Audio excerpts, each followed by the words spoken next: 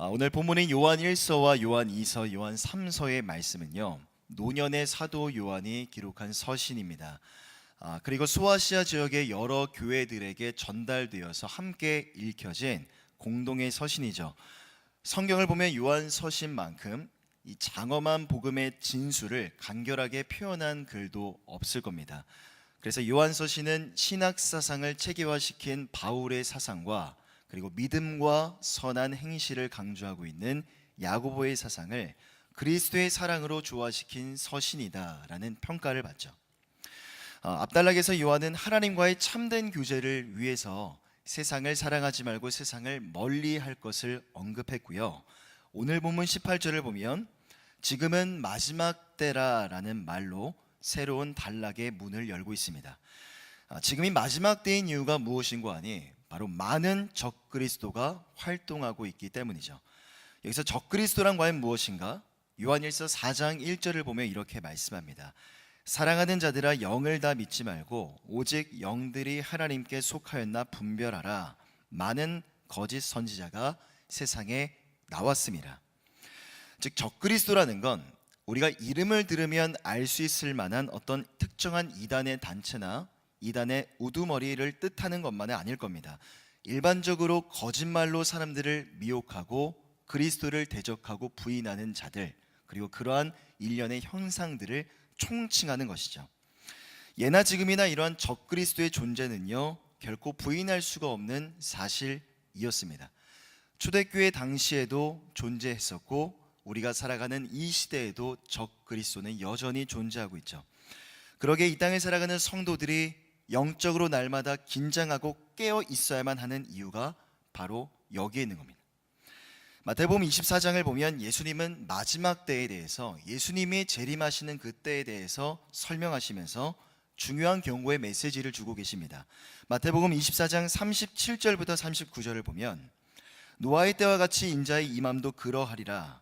홍수 전에 노아가 방주에 들어가던 날까지 사람들이 먹고 마시고 장가들고 시집가고 있으면서 홍수가 나서 그들을 다 멸하기까지 깨닫지 못하였으니 인자의 임함도 이와 같으리라.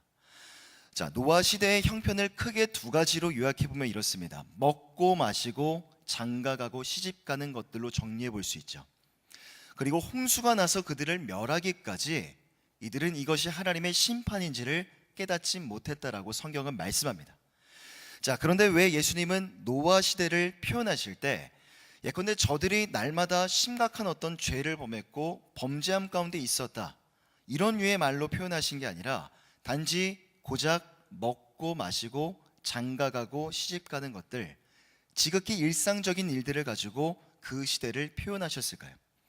물론 먹고 마시고 장가가고 시집드는 것들이 여느 죄들처럼 심각한 범죄함은 아닐 겁니다. 하지만 명백한 죄를 짓지 않는다 하여도 노아 시대처럼 일상생활 가운데 지나치게 매몰되어 살아가는 것, 현실의 문제에만 집착하며 살아가는 것도 충분히 세속적일 수 있음을 예수님은 경고하고 계신 것이죠. 다시 말해서 지극히 평범해 보이는 그런 일상의 모습들, 피상의 모습들이야말로 어쩌면 사단이 마지막 때에 성도들을 미혹하는 가장 강력한 무기, 가장 강력한 거짓말일 수도 있다는 겁니다. 당시 초대교회 성도들 안에는 예수님이 곧 재림하실 것이다에 대한 믿음과 사상이 굳건했습니다. 그리스도인들을 향한 급심한 핍박과 박해, 그리고 이단의 공격 속에서도 어쩌면 다시 오실 예수님을 향한 그들의 믿음과 소망은 점점 배가 되었을지도 모릅니다. 하지만 예수님께서는 그날이 언제인지에 대해서는 철저하게 비밀로 붙여두셨죠. 마태복음 24장 36절을 보면 그러나 그날과 그때는 아무도 모르나니 하늘의 천사들도 아들도 모르고 오직 아버지만 아시느니라 라고 말씀합니다. 자, 예수님이 초림하시고 이미 2000년이라는 시간이 흘렀습니다. 여전히 예수님이 언제 이 땅에 도래하실지는, 임재하실지는 모르죠. 하지만 초대교회 성도들이 그러했던 것처럼 예수님의 재림은요, 오늘 이 세대를 살아가는 성도들의 삶에 있어서 곧 다가올 임박한 사건이어야 합니다. 그러기에 오늘 본문의 말씀을 통해서 마지막 때를 살아가는 성도의 모습은 과연 어떠해야 될지 두 가지 은혜를 함께 나누고자 합니다. 자, 첫 번째로 마지막 때를 살아가는 성도들의 모습은 바로 복음의 진리를 고수하는 것이죠. 십자가 복음의 진리를 굳게 붙드는 겁니다. 자, 잠시 뒤에서 살펴보겠지만 사도 요한은 당시 초대교회 시대의 이단들을 가리켜서 22절을 보면 거짓말하는 자라고 단호하게 이야기를 합니다. 이 거짓말하는 자들은 비록 그럴듯한 이론으로 논리를 전개한다 할지라도 결국은 사람들을 속이기 위한 거짓말에 불과한 것이죠. 이처럼 사도 요한은 이단들의 가르침을 경계한 뒤에 그러면 그 이단들의 거짓말에 속아 넘어가지 않기 위해서는 어떻게 해야 될 것인가에 대해서 이야기를 합니다. 먼저 24절 상반절을 보면 너희는 처음부터 들은 것을 너희 안에 거하게 하라 라고 말씀합니다. 자, 여기서 처음부터 들은 것은요, 무조건 예전 것, 옛날부터 있었던 것이 좋다는 보수주의나 어떤 수구주의들, 전통주의를 뜻하는 게 아닙니다. 이단들이 자꾸만 새로운 가르침을 가져와서 이것이 진리인 것처럼 이야기를 하니까 예수님의 십자가 복음만이 참된 진리라는 걸 강조하기 위해 사도 요한은 복음을 지칭하여서 처음 들은 것, 처음의 것이라 표현했던 것이죠. 자, 그러면 그렇게 처음 들은 것을 잃어버리지 않고 붙들 때 어떤 일들이 일어나는 거 아니? 24절 하반절을 다시 보면 처음부터 들은 것이 너희 안에 거하면 너희가 아들과 아버지 안에 거하리라 라고 말씀합니다. 자, 이것이 바로 사도 요한이 성도들에게 원하는 바이죠. 바로 성도들이 올바른 믿음을 가지고 아버지와 그의 아들 예수 그리스도 안에 온전히 거하는 것입니다.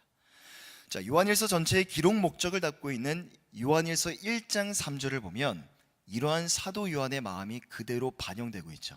우리 요한일서 1장 3절의 말씀을 함께 읽어보겠습니다. 시작.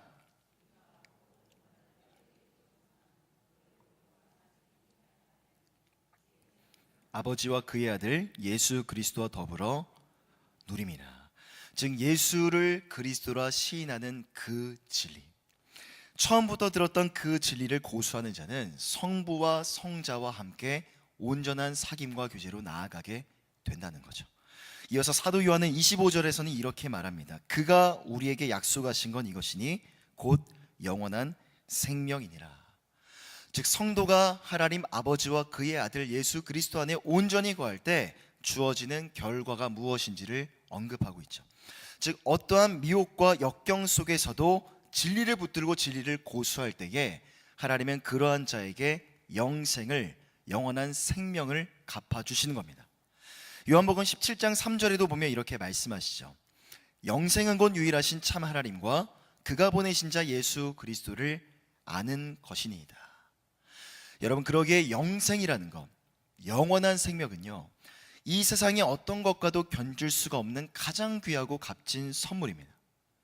우리가 이 땅을 살아가면서 여러 가지 많은 어려움과 난관을 경험하게 되지만 그 어려움과 환난 속에서도 끝까지 믿음을 지켜낼 수 있는 그 이유가 무엇인고 하니 바로 영원한 생명이 우리에게 약속되어져 있기 때문이죠. 우리가 지난주 오후 예배 때 다윗처럼 뛰놀며 기쁨과 은혜 가운데 찬양하고 예배할 수 있었던 이유도 바로 여기에 있는 겁니다. 하나님께서 예수 그리스도를 통하여 우리 가운데 영원한 생명의 길을, 영원한 생명의 문을 활짝 열어주셨기 때문이죠.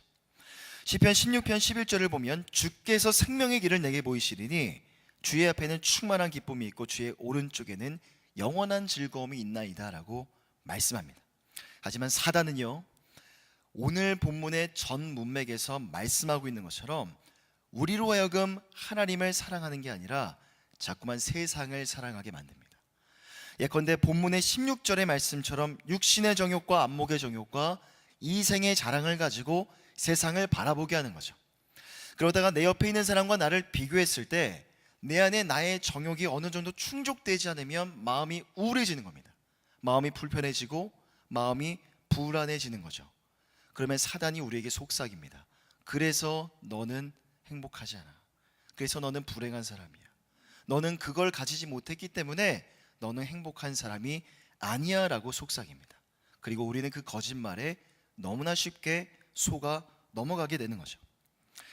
하지만 하나님께서 예수님을 통하여 우리 가운데 영원한 생명의 길을 열어주셨다는 이 말에는요, 물론 우리가 장차 주님을 만나게 될 때 얻게 될 어떤 미래의 의미도 담겨져 있지만 현실의 의미, 현재적인 의미도 여기에 포함되어져 있는 겁니다. 말 그대로 예수님을 통해서 우리 가운데 생명의 길을 열어주셨고 그 길목 가운데 영원한 기쁨과 충만한 즐거움이 놓아져 있는 거죠. 때로는 삶이 힘들고 형편이 어려워도, 때로는 눈물로 내 유를 적시고 내 눈물로 내 침상을 띄우는 날들이 있어도 나는 이미 아버지와 그의 아들 예수 그리스도 안에 온전히 거하고 있다는 것을 믿음으로 고백할 수 있다면 그 믿음이 모든 상황과 형편을 뛰어넘는 기쁨과 즐거움을 나에게 가져다 주는 겁니다. 그 기쁨과 즐거움을 가지고 주님을 찬양하는 거죠. 그 영원한 생명과 기쁨과 즐거움 때문에 우리는 주님이 다시 오시는 그날까지 이 마지막 때에 내 상황과 내 형편에 제한받지 아니하는 기쁨을 가지고 하나님을 찬양할 수가 있는 겁니다. 하지만 우리의 지난 날들을 돌아보았을 때 과연 우리의 삶에 있어서 진정한 기쁨과 즐거움의 그 이유와 동기는 과연 무엇일까요? 여러분, 우리가 2018년 12월의 시간을 보내고 있는데 한 해를 돌아보셨을 때 여러분들은 과연 무엇 때문에 기뻐하시고 즐거워하셨습니까? 저는 청년들과 함께 지난 12월 9일 지난주 이 찬양 콘서트 예배를 준비하면서 참 많은 기쁨이 되고 많은 설레임이 있었습니다. 하지만 예배를 준비하면서 마음 한편으로는 작은 염려와 부담도 있었어요. 왜냐하면 하나님을 기뻐하는 것이 우리의 힘이고 능력이며 우리 삶의 일상이어야 하잖아요. 하지만 이날의 예배를 준비하면서 마치 어떤 특별한 이벤트를 준비하는 게 아닌가? 이런 마음의 부담들이 있습니다. 저에게 질문을 해봤죠. 과연 나는 그동안 무엇 때문에 기뻐하고 즐거워했는가? 지나온 한 해 동안 모든 시간들을 돌아보고 반추해보니 가령 내가 원했던 대로 어떤 일들이 흘러갔을 때, 아니면 내가 원했던 것이 있었는데 그걸 내 품에 품었을 때, 다시 말해서 저는 분명 예수님 때문에도 기뻐하고 즐거워했던 적이 분명히 있었을 겁니다. 하지만 한 해의 시간들을 돌아보니 제가 정말 기뻐하고 즐거워했을 때는요, 제 안에 있는 저의 정욕과 관련되었을 때가 훨씬 더 많았던 거죠. 예배를 준비하면서 예배 가운데 기뻐 뛰고 있었지만 하나님의 그런 제 안의 연약함을 바라보게 해주셨어요. 물론 저는 예배 당일에도 기쁨으로 하나님을 찬양했고 우리 성도님들이 함께 기쁨으로 열정적으로 하나님을 예배했던 것처럼 앞으로도 내년에도 그 이후에도 열정적으로 하나님을 찬양하는 그런 교회가 되게 해달라고 간절히 기도했습니다. 하지만 마음 한편으로는 다짐하고 결단했죠. 하나님, 내가 오늘 이 자리에서만 하나님을 찬양한 게 아니라 앞으로 1년 365일 모든 날들 속에 예수님만으로 만족하며 상황과 형편 가운데 구애받지 아니하고 하나님을 찬양하는 사람이 되겠습니다라고 결단하고 다짐하는 시간이기도 했습니다. 하나님은 예수님을 통해 우리 가운데 영원한 생명의 길을 열어주셨습니다. 그리고 그 길목 안에서 충만한 기쁨과 즐거움을 만끽하기를 원하시죠. 하지만 우리가 갖고 있는 그 기쁨과 즐거움의 기준은요, 어쩌면 하나님의 기준과는 상이하게 다르고 그 격과 수준이 맞지 않을 때가 너무나 많은 것 같습니다. 영원한 생명 때문에 기뻐하고 즐거워하기보다 실상은 오히려 나의 만족과 나의 유익의 정도에 따라 내 마음의 기쁨과 즐거움의 여부가 결정될 때가 훨씬 많았죠. 삶이 힘들고 어려워도 현재를 버티고 견뎌내도록 만드는 것이 바로 복음의 능력인데, 그 복음의 능력이 영원한 생명이 지금 내 삶에 어떠한 효력도 미치지 못하는 것이 안타깝지만 우리 삶의 현 주소가 아닐까요?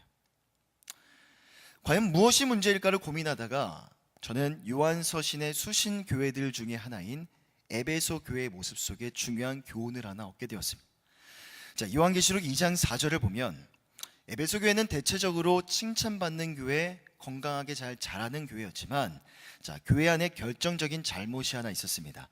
요한계시록 2장 4절을 보면 그러나 너를 책망할 것이 있나니 너의 처음 사랑을 버렸느니라.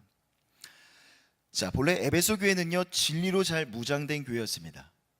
진리로 잘 무장되어 있었기 때문에 이단의 공격에도 굳건했죠. 쉽게 무너지지 않았습니다. 하지만 그 과정 속에서 신앙의 초기에 가졌던 하나님을 향한 첫사랑의 온기와 열정을 조금씩 잃어가고 있었던 거죠. 또한 진리를 수호하고자 하는 열정이 너무나 지나쳤던 나머지 나중에는 신앙의 형식만 남아버린 정통주의자들로 교회 안이 넘쳐나게 되었습니다.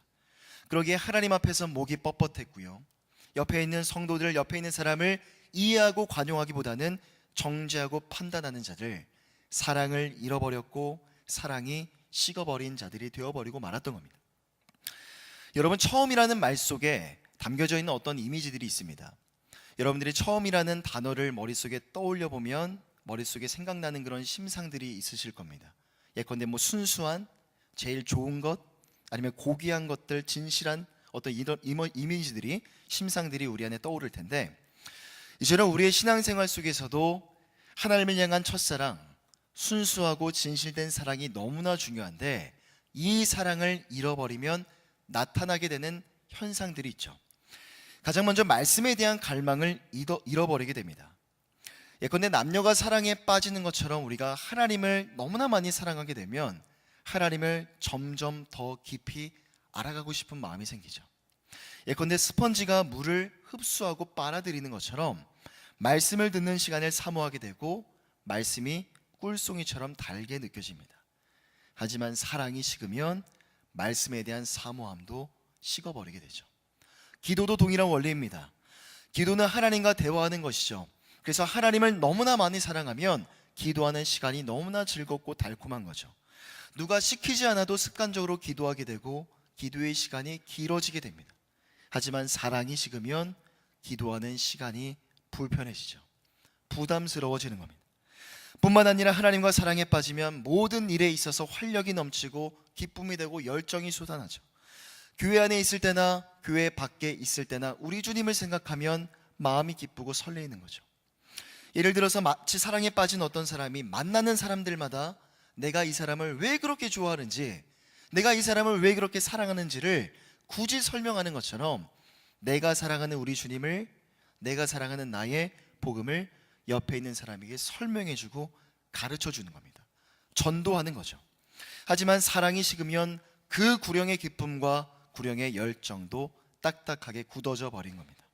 반면에 오히려 하나님이 기뻐하시지 않는 일들 가운데 우리는 몰입하게 되는 거죠. 누가복음 21장 34절을 보면 예수님은 이렇게 말씀하십니다. 너희는 스스로 조심하라. 그렇지 않으면 방탕함과 술 취함과 생활의 염려로 마음이 둔하여지고 뜻밖에 그날이 덕과 같이 너희에게 임하리라. 여러분, 설교의 서두에서 말씀드렸던 것처럼 노아 시대의 사람들은요, 마지막 순간까지 홍수가 하나님의 심판이라는 걸 깨닫지 못했습니다. 왜 깨닫지 못했을까요? 바로 누가복음 21장 34절이 말씀이 그 이유인 겁니다. 방탕함과 술 취함과 세상의 염려, 하나님이 기뻐하시지 않는 일들 때문에 저들의 마음이 둔하여지고 딱딱하게 굳어져 버렸기 때문이죠. 하지만 문제는 실상 오늘날 우리가 살아가는 형편도 노아 시대 사람들이 살아갔던 그 삶의 모습과 크게 다를 건 없어 보입니다. 그 당시 사람들이 일상생활 가운데 몰입하여서 매몰되어 살아갔던 것처럼 때로는 우리도 먹는 것과 마시는 것과 입는 것들 가운데 온통 신경을 쓴 채 그것 때문에 우리의 마음이 얽매여 생활할 때가 지극히 많기 때문입니다. 그러기에 영원한 생명 때문에 내가 아버지와 그의 아들 예수 그리스도 안에 거하기 때문에 내 마음이 기쁘고 즐거운 게 아니죠. 솔직히 말하면, 엄밀히 말하자면 내 형편이 나아지고 내 삶에 여유가 생겨서 내 사랑하는 자녀가 잘 되고 형통하기 때문에 내가 그것 때문에 기쁘고 그것 때문에 내 마음이 즐거운 겁니다. 다시 말하면 그렇게 인생을 바라보는 풍요로움과 부유함에 대한 절대적인 기준들이 당연히 우리 안에 있어야 될 기쁨과 즐거움의 그 이유와 동기를 밀어낸 채 그 자리를 차지하고 있는 거죠. 그렇다면 어떻게 하나님을 향한 우리 안에 첫사랑을 회복할 수 있을까요? 요한계시록 2장 5절의 말씀을 우리가 함께 읽어보겠습니다. 시작.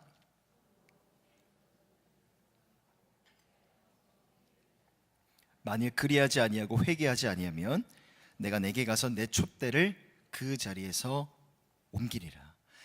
자, 첫사랑을 회복하는 크게 보면 두 가지 방법이 제시되고 있죠. 첫 번째는 무엇이냐면 생각하는 겁니다. 무엇을 생각하는 거 아니 어디서 떨어졌는지를 생각해 보는 거죠. 어디서 하나님의 사랑을 잃어버렸는지를 생각해 보는 겁니다. 혹여나 이 자리에 하나님을 향한 첫사랑을 잃어버렸고 그 사랑이 조금은 식은 것 같다라고 여겨지는 분들이 계신다면, 여러분 2018년 12월의 이 시간은요, 생각해 보기 너무나 좋은 최적의 시간입니다. 모든 일에는 원인과 결과가 있죠. 한 해를 돌아보시면서 지금 내 신앙이 왜 이런지, 내 마음이 왜 이렇게 침체되어 있는지, 내 신앙이 왜 이렇게 딱딱하게 굳어 있는지를 겸손하게 돌아보시기를 바랍니다. 아마 어느 순간을 기점으로 하나님의 사랑을 잃어버린 때가 있을 겁니다. 그 상실의 순간이 있었기 때문에 오늘의 이 결과가 있는 것이죠. 그렇게 상실의 순간이 언제인지를 발견하셨다면 두 번째로는 회개하여 처음 행위를 다시 지니셔야 합니다. 잃어버리고 떨어뜨려 버렸고 놓쳐버렸던 주님의 사랑을 다시 들어야 되는 거죠. 요한일서 1장 9절에도 보면 이렇게 말씀합니다. 만일 우리가 우리 죄를 자백하면 그는 미쁘시고 의로우사 우리 죄를 사하시며 우리를 모든 불의에서 깨끗하게 하실 것이요. 여러분, 하나님의 말씀은요 상당히 논리적입니다. 예컨대 잘못을 저지른 사람이 그 잘못이 무엇인지를 알지 못하면 절대 그 잘못을 고칠 수가 없죠. 하지만 원인이 무엇인지를 알면 그때부터 변화가 시작이 되는 거죠. 문제를 해결할 수가 있는 겁니다. 그러게 2018년의 연말에 올 한 해 내 마음에 기쁨을 가져다 주었고 즐거움을 가져다 주었던 그 동기와 이유가 무엇인지를 겸손하게 돌아보시는 저와 여러분들이 되셨으면 좋겠습니다. 혹여나 그 대상이 하나님 아버지와 그의 아들 예수 그리스도가 아니라 다른 데에 있었다면 여러분 반드시 지금 이 시점에 회개의 자리로 나아가시기를 바랍니다. 그럴 때 요한일서 1장 9절의 말씀이 우리에게 약속하시죠. 그동안 하나님이 아니라 세상을 사랑했었고 세상을 기쁨과 즐거움의 대상으로 삼았던 우리 지난날의 모든 불의로부터 우리를 깨끗하게 하실 줄 믿습니다. 그리고 다시금 우리를 하나님을 사랑하는 자로, 하나님을 바라보는 자로 그렇게 변화시켜 주실 줄 믿습니다. 그러기에 이 마지막 때를 살아가면서 언제나 복음의 진리를 고수하시고 그 복음이 우리에게 약속하신 기쁨과 즐거움 속에 우리 지난주 예배처럼 언제나 다윗처럼 기뻐 뛰놀며 하나님을 찬양하는 저와 여러분들이 다 되시기를 주님의 이름으로 간절히 부탁드립니다. 마지막 두 번째로 마지막 때를 살아가는 성도의 모습은요, 진리로 인도하시는 성령 안에 거하는 것입니다. 자, 초대교회 당시 많은 이단들은 이원론 사상을 골자로 하고 있었습니다. 이단들의 특징이었죠. 즉 영의 존재는 선하고 육의 존재는 악하다고 보는 겁니다. 당시 대표적인 이단을 들면 영지주의라는 걸 들 수 있습니다. 영지주의는 극단적인 이원론의 입장을 취하는데, 즉 거룩하신 하나님이 인간의 몸을 입을 수가 없다고 보는 거죠. 단지 하나님이 육신을 입은 것처럼 보였을 뿐이다 라고 말하며 그리스도의 인성을 부인합니다. 반면에는 에비온주의, 에비온파라는 그런 이단도 있었습니다. 이들이 말하는 건 예수님은 단지 신격화된 어떤 성공적인 인간에 지나지 않는다라고 보는 거죠. 그리스도의 신성을 부인하는 이단입니다. 사도 요한은 이러한 자들을 가리켜서 18절에서는 적그리스도, 22절에서는 거짓말을 하는 자, 26절에서는 미혹하는 자들이라고 지칭합니다. 그런데 문제는 오늘날 우리가 살아가는 이 시대를 돌아보아도 초대교회와 같은 그런 이단들, 어쩌면 그 초대교회보다도 더 말도 안 되는 이단들이 여전히 존재하고 있다는 사실이죠. 예컨대 오늘날 한국교회를 가장 힘들게 만드는 신천지나 통일교, 여호와의 증인 같은 이런 이단들은요, 사실 현대시대에 맞도록 옷만 갈아입었을 뿐이지 초대교회 시절에도 존재해 왔었고 그 이전에도 존재했었던 동일한 이단들인 겁니다. 그리스도를 대적하고 그리스도를 부인하는 거죠. 예수님께서도 이러한 이단들에 대해서 매우 단호하게 경계하셨습니다. 마태복음 24장 23절과 24절을 보면요, 그때 사람이 너희에게 말하되 보라 그리스도가 여기 있다 혹은 저기 있다 하여도 믿지 말라. 거짓 그리스도들과 거짓 선지자들이 일어나 큰 표적과 기사를 보여 할 수만 있으면 택하신 자들도 미혹하리라. 과거에도 그랬고요, 오늘날도 동일합니다. 거짓 그리스도가 있고 자칭 그리스도라 칭하는 자들이 있고요, 그걸 전하는 거짓 선지자들이 있죠. 그러기에 자칫 우리가 깨어있지 않으면, 영적으로 긴장하지 않으면 우리는 언제든지 거짓말에 속아 넘어갈 수 있는 거죠. 그러기에 예수님은 누가복음 21장에서 이렇게 말씀합니다. 우리 함께 한 목소리로 읽어보겠습니다. 시작. 인자 앞에 서도록 항상 기도하며 깨어있으라 하시니라. 자, 사도 요한 역시 오늘 본문을 보면 마지막 때를 살아가는 성도의 비결, 삶의 모습 27절에서 이렇게 제시합니다. 자, 너희는 주께 받은 바 기름 부음이 너희 안에 거하나니 아무도 너희를 가르칠 필요가 없고 오직 그의 기름 부음이 모든 것을 너희에게 가르치며 또 참되고 거짓이 없으니 너희를 가르치신 그대로 주 안에 거하라 라고 말씀합니다. 자, 여기서 기름 부음이라고 하는 건 성령을 가르치죠. 그러기에 구원받은 자는 성령이 그의 안에 이미 거하고 계시는 겁니다.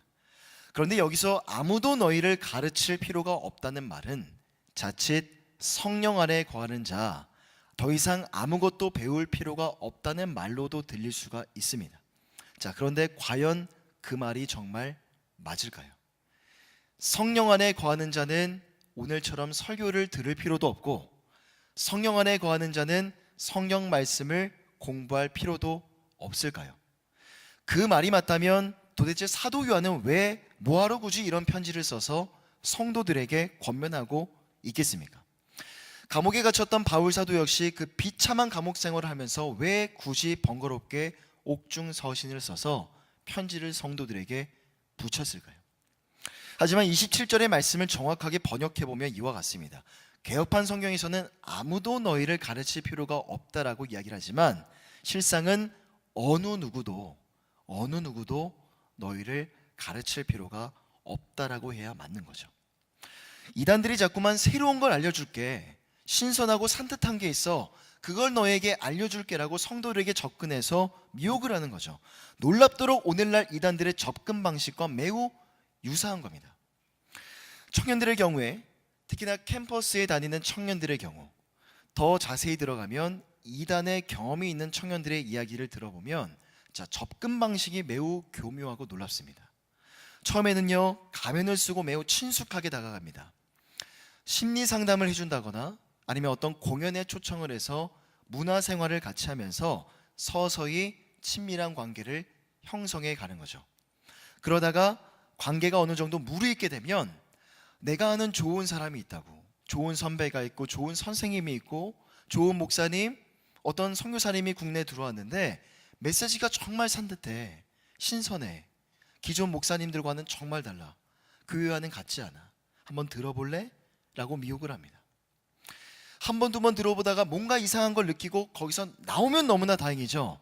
하지만 그걸 깨닫지 못하고 계속해서 거기에 몸담고 있다 보면 너무나도 귀한 청년의 시간을, 금처럼 귀하고 아름다운 이 젊음의 때를 거짓말에 속아 넘어가 버리게 되는 거죠.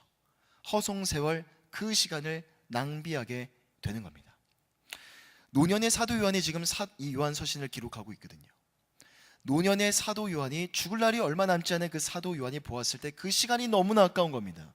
하나님만을 사랑하고 하나님만을 바라보기에도 너무나 부족한 시간인데 이단의 소가 그 시간을 허송세월 낭비한다는 게 너무나 아까웠던 거죠. 그러기에 사도 요한은 아무도 너희를 가르칠 필요가 없어, 너희 안에는 이미 성령 하나님이 계시고 너희 안에 이미 진리가 있기 때문에 다른 진리를 배울 필요가 없다라고 열변을 토하는 겁니다. 자, 그렇다면 우리 안에 계신 성령이 우리를 어떻게 진리 가운데로 인도하실까요?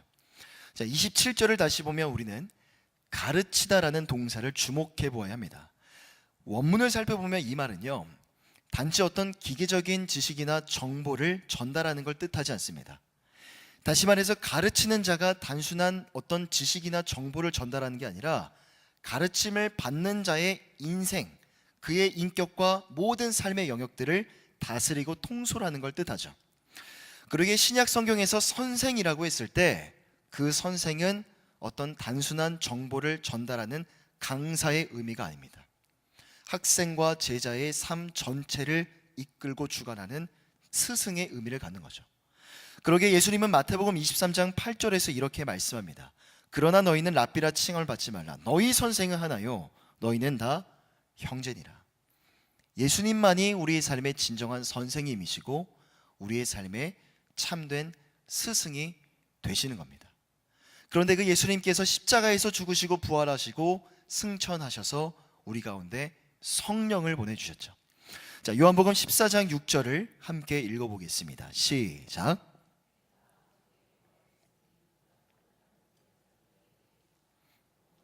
너희와 함께 있게 하리니. 자, 여기서 보혜사라는 말을 한자의 뜻을 풀어보면 은혜로 보호하고 인도하는 스승이라고 할 수 있죠. 즉, 우리 성령님은 진리로 우리를 인도하시고 우리의 삶의 모든 인격과 성품, 인생 전체가 바른 길로 나아갈 수 있도록 우리 눈에는 보이지 않으시지만 선한 길로, 바른 길로 나아갈 수 있도록 우리를 인도하시는 분이신 겁니다. 초대교부인 어거스틴이라는 사람은요, 이 성령에 대해서 우리 안에 있는 선생님, 내적인 선생님이라고 말합니다. 그리고 거듭 이렇게 말하죠. 우리의 말들의 소리는 귀를 때리지만 선생은 안에 있습니다. 사람으로부터 무엇을 배운다 생각하지 마십시오. 우리는 우리의 말의 소리로서 권면할 수 있을 뿐입니다. 그러나 안에 계신 선생님이 가르쳐주지 않는다면 우리가 내는 소리는 헛된 것에 불과합니다. 여러분, 아무리 우리가 좋은 설교를 듣고 있다 하여도 우리의 마음이 내면에서 깨닫지 못하면 아무런 소용이 없는 거죠. 그 설교는 그저 소리에 불과하고 귀에 스쳐 지나가는 바람에 지나지 않는 겁니다. 하지만 성령이 우리 안에 역사하셔서 우리가 들은 설교의 메시지를 깨닫게 하시는 거죠. 그리고 성경을 읽을 때마다 그 진리를 깨달아 마음에 감동을 주시고 그 감동을 누군가와 함께 나눌 수 있다면 그 기쁨과 감동은 배가 되는 겁니다. 그걸 경험할 수 있는 삶의 자리가 바로 우리의 사랑방 교회인 거죠. 그러기에 우리가 사랑방 이름으로 함께 모였을 때에는 반드시 성령 안에서 말씀과 기도를 함께 나누어야 하는 겁니다. 저는 토요일 오전마다 청년공동체 마을장들, 우리 청년들과 함께 만나서 소그룹 성경 공부를 하고 있습니다. 그런데 제 안에도 많은 연약함이 있습니다. 어떤 연약함이냐면 주중사역이 매우 바쁘고 분주해서 청년부 설교 준비가 조금 덜 된 날에는요, 제 안에 이런 고민들이 생겨요. 이런 갈등이 생깁니다. 이번 주 한 주만 성경 공부를 좀 건너뛸까? 한 주만 좀 쉬어볼까? 이런 고민들이죠. 네. 아니면은 내가 지금 준비할 시간이 많이 없는데 조금 다루기 쉬운 그런 본문을 가지고 청년들과 그 모임을 한번 가져볼까? 이런 갈등들입니다. 물론 정말 피치 못할 사정 때문에 그 모임을 한 주 정도 거를 때는 있기는 해요. 하지만 이 표면적으로 나타나는 분주함과 바쁨 속에 교묘하게 숨어있는 저의 나태함과 영적인 게으름을 저는 알거든요. 제 안에서 그 대상들과 끊임없는 싸움과 전쟁이 벌어지는 겁니다. 저만 알 수 있고 저만이 할 수 있는 제게 주어진 영적인 싸움인 거죠. 그런데 어김없이 그 싸움을 이겨내고 모임을 가지게 되면요, 아이러니하게 너무나 재밌게도 이전보다 더욱더 풍성한 은혜를 경험하게 해주세요. 청년들의 입술을 통해서 나오는 그런 말씀의 묵상들, 깊은 삶의 고백들을 듣고 있으면 모임을 한 주 정도 건너뛸까? 한 주만 쉴까? 이런 고민들, 생각들이 모임하기를 정말 잘했구나, 이러한 마음으로, 이러한 생각으로 바뀌게 되는 거죠. 여러분, 우리가 날마다 성령의 충만함을 사모해야 되는 이유가 바로 여기에 있습니다. 왜냐하면 우리 안에는요, 내면에는 성령을 거스르고자 하는 내 안의 육체의 정욕들이 여전히 잔재하고 있기 때문입니다. 요한일서 2장 16절에 나오는 육신의 정욕, 안목의 정욕, 이생의 자랑은요, 바로 우리 안에 육신의 소욕이 왕성하게 일어날 때 함께 나타나는 증상들인 거죠. 그리고 설교의 서두에서 말씀드렸던 것처럼 노아 시대에 나타났던 그런 형편들이기도 합니다. 여러분, 그런데 노아 시대 사람들이 먹고 마시고 장가가고 시집들었던 모든 일상들은 전혀 나쁜 게 아니고 틀린 게 아닙니다. 왜냐하면 우리도 지금 그와 같은 형편으로 살아가고 있기 때문이죠. 하지만 성령의 소욕이 아니라 육신의 소욕이 왕성하게 일어나게 되면 우리는 먹고 마시고 입는 것들 가운데 나의 만족과 나의 유익을 추구하는 것들 가운데 지나치게 몰두하며 살아가게 된다는 겁니다. 바로 인간의 연약한 모습이 바로 그러한 것이죠. 뿐만 아니라 요한서신을 통해 사도 요한이 계속해서 강조하고 있는 것이 바로 형제의 사랑인데, 성령으로 충만하지 못하면 우리는 이 형제의 사랑에도 실패를 거듭하게 되는 겁니다. 바울 사도가 죽음을 목전에 두고 마지막으로 기록한 디모데후서 3장을 보면 바울 사도 또한 마지막 때의 특징을 이렇게 기록하고 있습니다. 자, 디모데후서 3장 1절과 2절을 함께 읽어보겠습니다. 시작. 너는 이것을 알라. 말세 고통하는 때가 이르러 사람들이 자기를 사랑하며 돈을 사랑하며 자랑하며 교만하며 비방하며. 자, 마지막 때의 특징들이 여러 가지가 있을 수는 있죠. 하지만 그 중에 가장 두드러지는 것 중에 하나가 바로 나를 사랑하는 것, 그리고 재물, 돈을 사랑하는 겁니다. 성령으로 충만하지 못하면 결국 나를 사랑하느라 너무나 바빠서 돈을 사랑하기에 돈을 모으고 돈을 축적하느라 너무나 바쁜 나머지 옆에 있는 형제와 이웃을 사랑하고 싶은 마음의 동기도, 그 사랑의 동력도 완전히 잃어버리게 되는 겁니다. 지난주 예배를 마치고 청년들은 1층 글로리아홀에 다시 모였습니다. 왜냐하면 다른 사역지로 부름을 받아서 떠나는 자매가 있었기 때문이에요. 그래서 그 자매를 축복하고 파송하는 시간을 가지려고 이 본당에서 뜨겁게 찬양의 열기 가운데 예배를 드렸던 청년들이 이번에는 잠잠한 가운데 다시 청년부실에서 함께 모였습니다. 그날 청년 임원들이 하나의 재미있는 이벤트를 준비했어요.